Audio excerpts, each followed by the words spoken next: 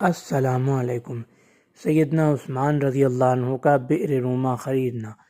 یہ واقعہ صحیح بخاری کتاب الوصایا باب اذا وقف ارضا او بئرا واشترط لنفسه مثل دلاء المسلمین البدایہ والنہایہ اور سیرت ابن ہشام میں مذکور ہے۔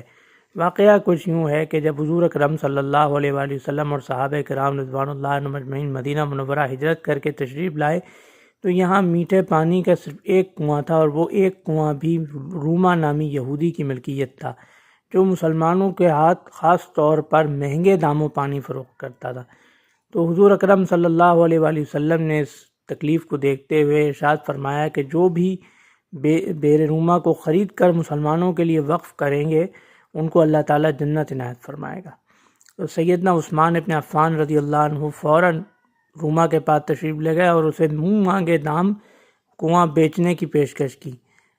تو روما پہلے تو بہت متحمل ہوا، اس نے بہت تحمل کیا، لیکن بہرحال 4000 دینار میں وہ کنویں کا آدھا حصہ بیچنے پر راضی ہوا۔ سیدنا عثمان رضی اللہ عنہ نے 4000 دینار سے عطا فرمائے اور کنواں آدھے دام یعنی آدھا کنواں خرید لیا۔ تو اب صورت یہ پیش آئی کہ شرط یہ لگی، یعنی مقرر یہ ہوا، قرارداد یہ ہوئی کہ ایک دن روما کا ہوگا کنواں، ایک دن یہودی کا ہوگا اور دوسرے دن مسلمانوں کا ہوگا۔ جس دن مسلمانوں کے وہ کنواں جس دن مسلمانوں کا ہوتا، اس دن حضرت عثمان رضی اللہ عنہ نے اعلان کرا دیا تھا کہ اس دن ہر کوئی یعنی تمام شہر اس میں پانی لینے آ سکتا ہے، اور کسی کو ایک پیسہ بھی کسی سے نہیں لیا جائے گا، مفت پانی لیں۔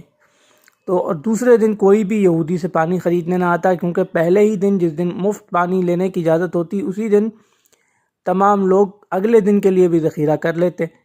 تو اب یہودی جو یہ سمجھ رہا تھا کہ مسلمان اپنی باری میں پانی مہنگے دام فروخت کریں گے، وہ تو اب اس کو لگنے لگا کہ اس کا کاروبار ٹھپ ہو رہا ہے، تو لہذا اس نے حضرت عثمان رضی اللہ عنہ سے پھر رابطہ کیا اور پھر 4000 دینار میں باقی کا آدھا حصہ بھی فروخت کرنے کی پیشکش کی۔